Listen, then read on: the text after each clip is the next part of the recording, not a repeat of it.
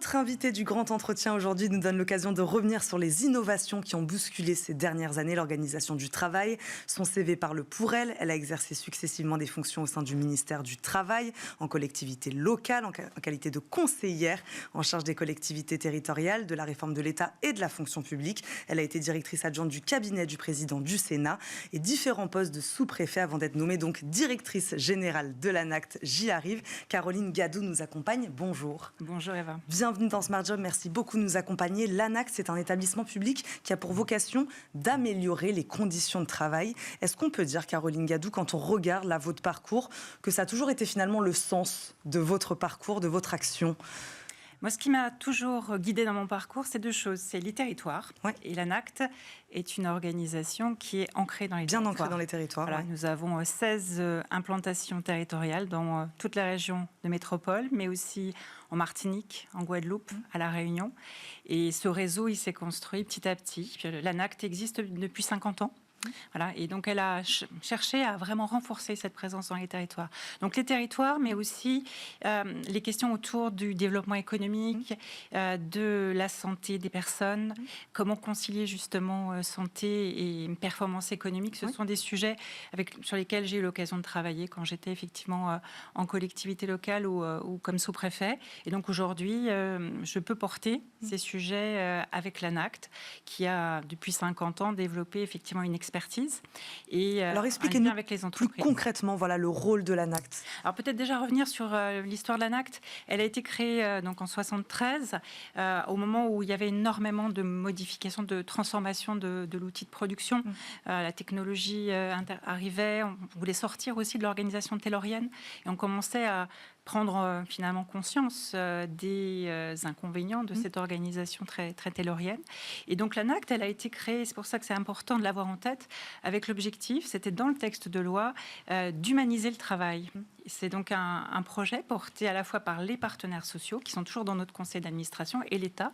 Et nous sommes un organisme effectivement rattaché au ministère du Travail. Et donc, depuis 50 ans, État et partenaires sociaux, à travers l'ANACT, travaillent ensemble pour justement analyser les conditions de travail, analyser les évolutions du monde du travail et apporter à la fois des réponses les plus concrètes possibles par la présence dans les entreprises, mais aussi des éléments d'analyse, des méthodologies et des outils pour essayer de faire face à toutes ces évolutions que nous avons pu connaître et que nous connaissons encore fortement aujourd'hui dans le monde du travail. Et ces outils, ces méthodes que vous proposez aux entreprises pour améliorer les conditions de travail, justement, est-ce qu'elles les appliquent ? En partie. Mais voilà, notre mission est loin d'être terminée. On a encore énormément bien sûr, de messages à apporter, d'entreprises à accompagner, parce que le monde du travail évolue très fortement. Aujourd'hui, on l'a bien sûr tous perçu à travers les changements dans la relation au travail, les attentes de sens au travail qui sont très fortement portées, mais aussi l'intensification du travail qu'on constate depuis un certain nombre d'années et qui aujourd'hui fait que, certes, on a sans doute les salariés en moyenne sont moins confrontés à des contraintes physiques. On a réussi à automatiser, à limiter un peu l'impact lié vraiment aux contraintes physiques de port de charge, etc. Il y en a encore, malheureusement. Mais par contre, la contrainte psychique liée à un travail qui est de plus en plus intense, qui est de plus en plus stressant, la question des cadences, la question parfois du manque d'autonomie, ce sont des choses qui sont encore très fortement présentes, qui se sont même développées dans un certain nombre de secteurs et qui aujourd'hui, bien sûr, ont un impact fort et donc font réagir les salariés, posent des questions qu'il nous faut aborder. Et puis, il y a bien sûr le changement lié à la transition écologique et à l'intelligence artificielle. On va en reparler évidemment, mais je reviens sur ce que vous disiez. Ça fait de nombreuses années que vous êtes au cœur de ces sujets liés aux conditions de travail. Est-ce que vous trouvez que ces attentes là, des salariés dont vous parliez, elles se font de plus en plus pressantes ? On a l'impression qu'il y a une accélération là, quand même, ces dernières années. Oui, on a effectivement vu cette traduction, notamment à travers une question qui est très concrète, que tous les secteurs d'activité aujourd'hui connaissent, c'est la question de la difficulté à rendre certains métiers attractifs, difficulté à recruter, mais difficulté aussi à fidéliser des salariés, quel que soit leur âge d'ailleurs. On n'est pas uniquement sur un phénomène générationnel. Et donc cette question de l'attractivité, nous la prenons à bras-le-corps. Nous y travaillons avec aussi tout un ensemble d'acteurs qui vont dans le même sens que nous.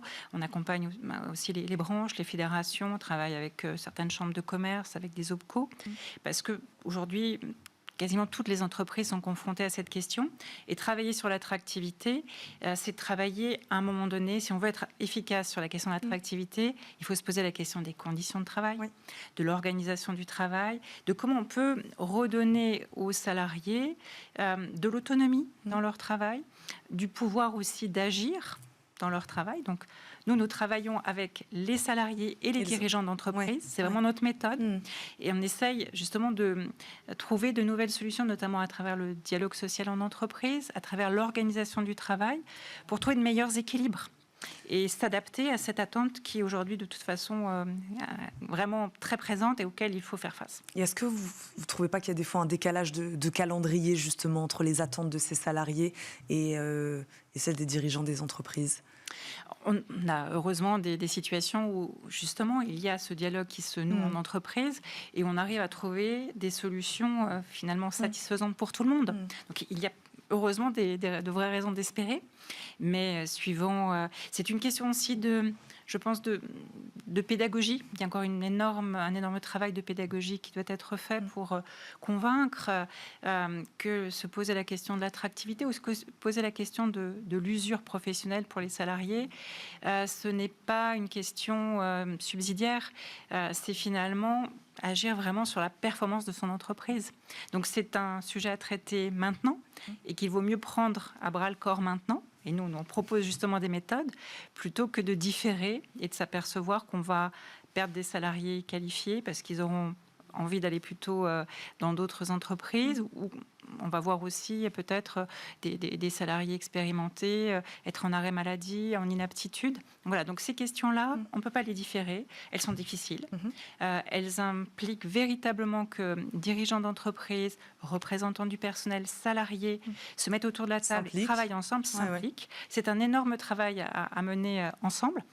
Mais ce sont des sujets qu'on est vraiment amené à travailler aujourd'hui et notamment encore plus dans cette période de changement liée à des nouveaux outils, à des nouvelles technologies. Je prenais un exemple très concret tout à l'heure en préambule de cette émission, en parlant des sujets qu'on allait aborder ensemble. Je prenais l'exemple de la semaine des 4 jours, parce que c'est un sujet d'actualité aussi. Beaucoup d'entreprises, de plus en plus en tout cas, essayent de la mettre en place. Vous diriez quoi, Caroline Gadou, sur les grandes innovations de ces dernières années en matière d'organisation du travail ?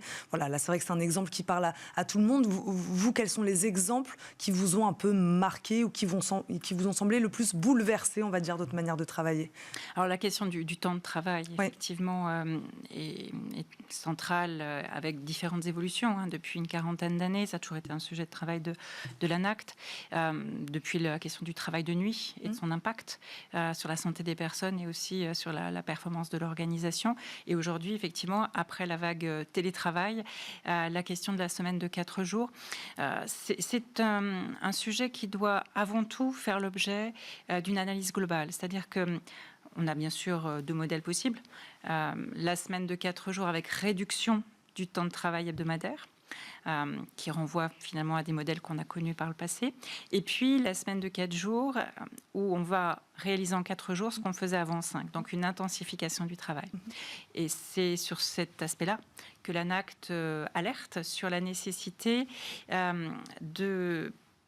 d'être vigilant et d'accompagner cette nouvelle organisation quand elle est choisie de concert entre dirigeants et salariés. S'assurer que l'on gardera, qu'il n'y aura pas une augmentation absolument insupportable de la charge de travail. S'assurer que les salariés pourront notamment trouver ce qu'ils attendent dans la semaine de 4 jours, c'est-à-dire une meilleure facilité à concilier travail et vie personnelle. Si vous arrivez à une organisation sur 4 jours qui vous fait finir très tard, que la crèche ferme avant que vous ne sortiez de votre travail, qu'il n'y a pas de possibilité de garde.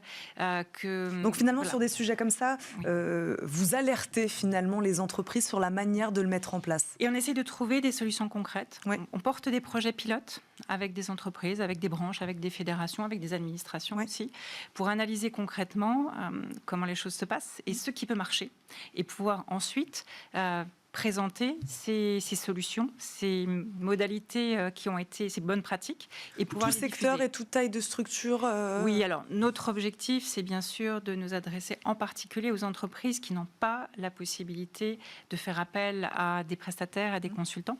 Donc nous avons, c'est un engagement pris auprès du ministère du Travail, nous adresser particulièrement aux PME, TPE. Oui.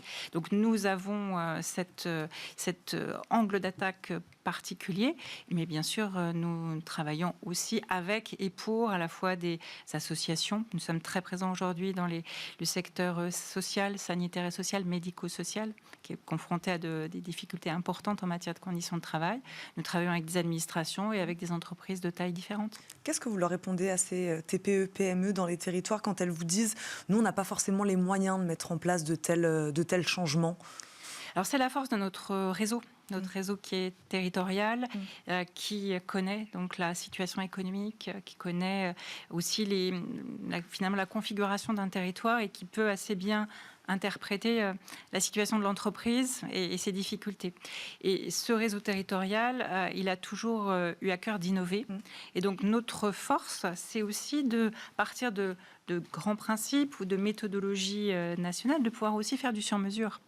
Et justement faire du sur-mesure en associant salariés, dirigeants, et en ayant vraiment pour objectif de concilier la santé des personnes et la performance de l'organisation. Vraiment, nous sommes attachés à ce qu'il y ait un équilibre entre les deux. Et donc, on essaie de faire, de construire des solutions avec les acteurs de l'entreprise, avec parfois leurs partenaires. On travaille parfois avec les CARSAT, avec les services de prévention de santé, ou avec la chambre de commerce, ou avec un OPCO. Donc, c'est avec les partenaires, avec l'entreprise et ses partenaires. On va trouver la solution la plus adaptée. Et on essaie de faire quelque chose qui peut être progressif, c'est-à-dire qu'effectivement, une petite entreprise, elle ne pourra pas tout de suite aller jusqu'à finalement la dernière étape de notre méthodologie. En revanche, si elle s'engage dans une démarche, si elle met le sujet sur la table dans son entreprise et qu'elle commence à avancer même de façon graduée, c'est déjà un pas important pour les salariés et pour l'entreprise. Le temps passe vite, j'avais plein d'autres sujets à aborder avec vous. J'ai quand même un sujet qui est d'actualité dont vous avez un tout petit peu parlé tout à l'heure. C'est vrai que le contexte actuel vous pousse à réfléchir évidemment à l'ANACT, à l'impact du dérèglement climatique sur le travail. Quelles sont les questions que vous vous posez actuellement? Que faut-il repenser aujourd'hui dans les organisations pour y faire face à ce dérèglement climatique? Alors je dirais d'abord que deux choses qu'il faut vraiment avoir en tête. D'abord, ces questions de transition écologique, c'est pas un sujet pour demain, c'est un sujet pour aujourd'hui. Maintenant. Les impacts, ils sont déjà présents sur les questions du travail. Deuxième chose, c'est que on a souvent tendance à beaucoup trop miser sur des solutions technologiques. Chercher les solutions techniques et financières aussi pour décarboner. Mais pour l'ANACT, il est vraiment très important de prendre en compte l'impact du changement climatique sur l'organisation du travail. Par exemple, nous travaillons aujourd'hui en région Auvergne-Rhône-Alpes avec la filière du BTP sur c'est quoi le travail par forte chaleur et comment on peut accompagner les entreprises et les salariés pour maintenir malgré tout une activité du BTP, mais prendre en compte l'impact qu'aura une température caniculaire sur les conditions de travail. C'est ce que je voulais, un exemple concret, c'est très intéressant. Une autre question aussi que je voulais aborder, il nous reste une petite minute. Vous parliez d'intelligence artificielle tout à l'heure. Là aussi, c'est un sujet sur lequel vous accompagnez aujourd'hui les entreprises. L'idée, c'est quoi? De leur dire, n'ayez pas peur. Alors, l'intelligence artificielle est déjà partout. La plupart des collaborateurs l'ont déjà testé, même si l'entreprise ne l'a pas autorisé, encadré. En revanche, ça doit être un sujet de dialogue dans l'entreprise, de dialogue social, de dialogue professionnel. Et là aussi, faire en sorte que ça n'ait pas un impact uniquement finalement, que ça ne déstabilise pas le travail, que ça soit un élément qui permette aussi d'enrichir et d'accompagner les compétences. Parce que l'un des problèmes des salariés va être aussi de faire évoluer leurs compétences pour s'adapter à ce changement technologique majeur. Et donc, c'est un sujet à travailler dès maintenant et à travailler ensemble entre salariés et dirigeants. Et là aussi, on accompagne certaines entreprises, y compris la fonction publique, notamment le secteur hospitalier, sur des nouvelles pratiques liées au numérique. Autant de sujets sur lesquels vous accompagnez aujourd'hui les entreprises sur tout le territoire avec l'ANACT. Merci beaucoup, Caroline Gadou, d'être venue nous voir aujourd'hui dans Smart Job. Je rappelle, vous êtes sa directrice générale de l'ANACT. Merci d'avoir été avec nous. On termine cette émission, évidemment, par Fenêtre sur l'emploi.